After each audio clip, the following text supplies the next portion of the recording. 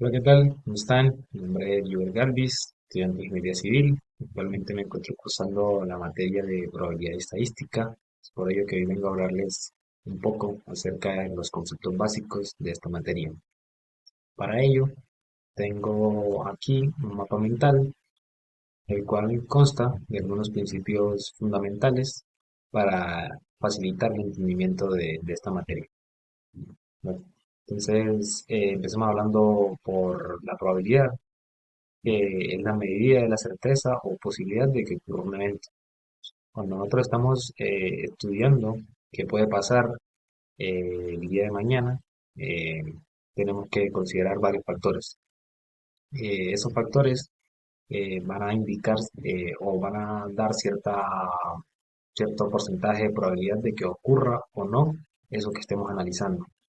En eso es lo que se enfoca la probabilidad, en estudiar qué tanto puede llegar a pasar este suceso. Tenemos por aquí que la probabilidad se divide en dos tipos, que son la probabilidad teórica y la probabilidad experimental. La probabilidad teórica se hace basada en el análisis matemático de los eventos posibles. Para esto se tiene una pequeña base de datos y según la teoría se confabulan, se combinan las dos, la teoría y la base de datos, y se hace un estudio de ello. Entonces se estudian esas dos cosas en conjunto y lo que nos den es la probabilidad de que esto ocurra, lo que estemos analizando. Tenemos por otro lado la probabilidad experimental, que es calculada a partir de la observación y la recopilación de datos. La probabilidad experimental, como su nombre lo indica, es puramente experimental.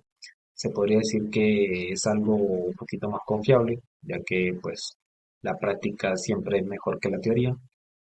Entonces, este tipo de probabilidad normalmente es más acertada que esta. Tenemos por acá que la probabilidad tiene dos leyes, las cuales son ley de la adición y la ley de la multiplicación. La ley de la adición nos permite calcular la probabilidad de que ocurra al menos uno de varios eventos.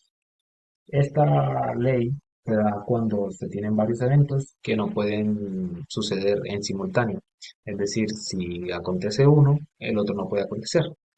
Un ejemplo claro de esto sería un dado, y nosotros lanzamos un dado y tenemos posibilidad de que caigan seis números, del uno al 6. Eh, entonces, cada número de esos tiene la misma posibilidad de que caiga. Y si cae uno, el otro no puede caer. Entonces, eso es en lo que consiste esta ley. Luego tenemos la ley de la multiplicación, que es utilizada para calcular la probabilidad de que ocurran dos eventos independientes al mismo tiempo.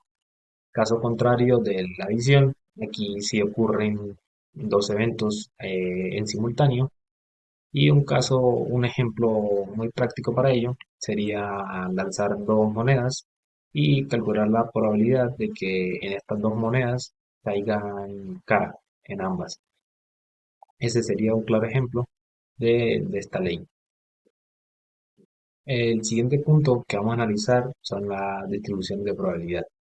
Estas distribuciones se dividen en tres, o comúnmente estas tres, las cuales son la distribución uniforme, que nos dice que son todos los resultados posibles que tienen la misma posibilidad de ocurrir. Por ejemplo, para el caso que poníamos anteriormente, que el dado tiene seis caras y si lo vamos a lanzar, tenemos seis posibilidades diferentes de que caiga un número, bien sea el uno, el 2, el 3, el 4, el 5, el 6. Todos estos números tienen la misma probabilidad de que caiga. Entonces, este tipo de probabilidad se conoce como distribución uniforme. Tenemos por aquí también la distribución normal, que representa fenómenos naturales caracterizada por su forma de campana. La forma de campana hace referencia a una gráfica, la cual tiene la siguiente forma, que es algo así, quizás no tan marcada, pero es algo más o menos así. En algunas veces puede llegar a tener esa forma como tal. en otras veces una forma más o menos marcada, en el sentido de que va a ser algo así. Entonces, ese tipo de distribución eh, se le conoce como forma de campana. Distribución binomial. Describe la probabilidad de obtener un número fijo de éxitos en un número de pruebas independientes. Entonces, se dice que se hacen varias pruebas y se puede calcular qué tanta probabilidad tenemos de salir exitosos en todas estas pruebas. La siguiente característica a analizar es la estadística. Tenemos su definición, que nos dice que es la ciencia que recopila, analiza e interpreta datos. La estadística se encarga básicamente de analizar bases de datos, recopilar información, ver cómo se pueden comportar estas bases de datos y mediante eso darnos ciertas probabilidades, cierta información que nos permite a nosotros inferir cosas en base a ello. Tenemos tipos de estadísticas, la estadística descriptiva y la estadística inferencial. La estadística descriptiva resume y describe características de un conjunto de datos.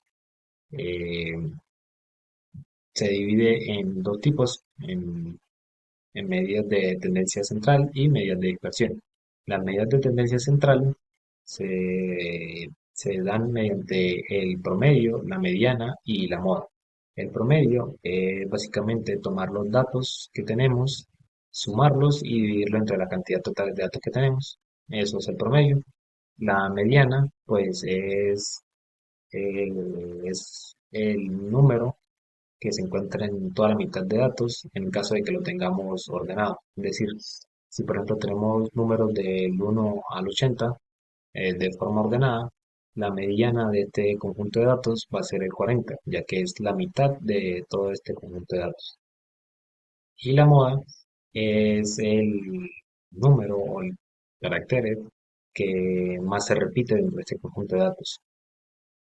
Tenemos también la medida de dispersión, que es la variancia, la varianza, la desviación estándar y el rango.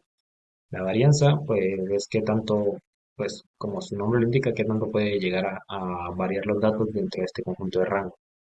La desviación estándar, pues, es una característica que nos permite ver qué datos pueden llegar a variar en base a lo normal o a lo común dentro de este conjunto de datos.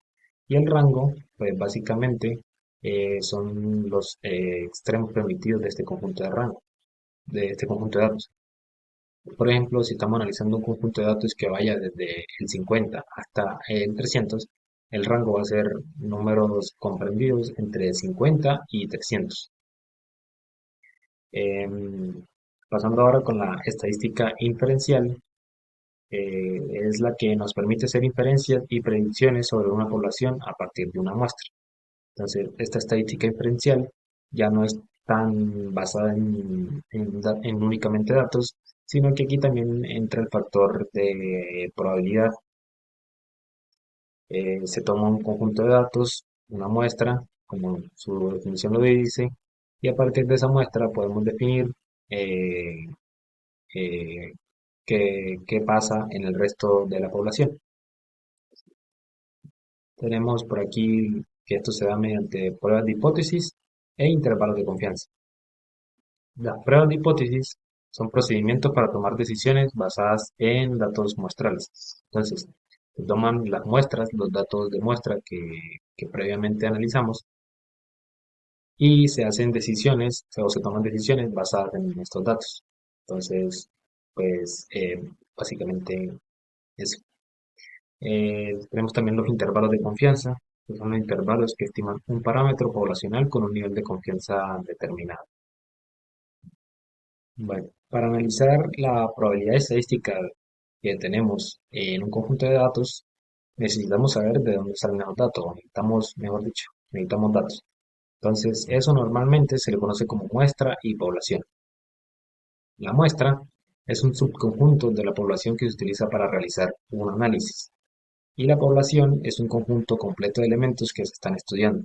Entonces, por ejemplo, se quiere analizar qué tantas personas que cuentan con cierta enfermedad en la población, por ejemplo, en un barrio vulnerable de la ciudad de Ocaña. Entonces, se toman los datos de cuántas personas habitan en ese barrio. Dependiendo de eso, pues vamos a definir qué tantas personas se necesitan para tomar una muestra que sea lo suficientemente conveniente para poder decir o para poder inferir buenos datos a partir de la muestra. Entonces, se hace ese procedimiento. Una vez estudiado, se definen las personas de las cuales son necesarias para tomar la muestra y se hace análisis a esta muestra. Eh, para llevar a cabo eso que estamos hablando, tenemos los métodos de muestreo. Tenemos el muestreo aleatorio simple, donde cada elemento tiene la misma probabilidad de ser seleccionado. Donde aquí pues, se podría decir que no hay filtros, simplemente tenemos la población y definimos que cualquier persona es apta para nuestra muestra. El muestreo estratificado, donde la población se divide en grupos y se toma una muestra de cada grupo. Entonces, si tenemos una población de, por ejemplo, 10.000 personas, podemos definir esta población o podemos reagruparla en 5 grupos de 2.000 personas y luego, eh, a partir de esos 5 grupos, vamos a tomar las muestras de cada grupo. Y tenemos el muestreo por conveniencia, donde selecciona elementos que son fáciles de acceder. Entonces, se hace un estudio más detallado. Para el mismo ejemplo de la población de este barrio, se hace un estudio más detallado donde a cuáles personas es más fácil llegar y a esas personas que sean más fáciles de llegar, pues son a las que van a ser seleccionadas para la muestra. Por último, tenemos las aplicaciones de probabilidad estadística. Una de las principales aplicaciones es la toma de decisiones, y es que esta nos facilita la selección de opciones basadas en datos ya obtenidos. Entonces, pues, en base a los datos que tenemos, podemos tomar decisiones, las cuales, pues, esperamos sean las más acertadas. Tenemos, por otro lado, la investigación de mercadeo. Dice que analiza datos de consumo para entender tendencias y comportamientos. Por ejemplo, se podría analizar qué tanto, qué tanto se vende en cierto lugar de alguna población. Por ejemplo, para el caso de la ciudad de Ocaña, podríamos analizar qué tanto consumo de gaseosa de cierta marca hay y en base a eso, pues podríamos tener una base de datos que luego le serviría al inversionista para definir para definir si sigue invirtiendo en este producto o si debe hacer un replanteo de su inversión. Por otro lado, también tenemos el control de calidad, el cual pues, es muy utilizado, que utiliza técnicas estadísticas para asegurar que los productos cumplan con ciertos estándares. Pues sabemos que cada producto que se comercializa dentro de un país debe cumplir con con condiciones establecidas por las entidades gubernamentales. Entonces, para comprobar de que estos productos se cumplan con estas condiciones, se puede hacer mediante la probabilidad y la estadística. Y por último, tenemos las ciencias sociales, que nos proporciona herramientas para el análisis de datos gubernamentales y sociales. Eso sería pues todo por hoy. Muchas gracias.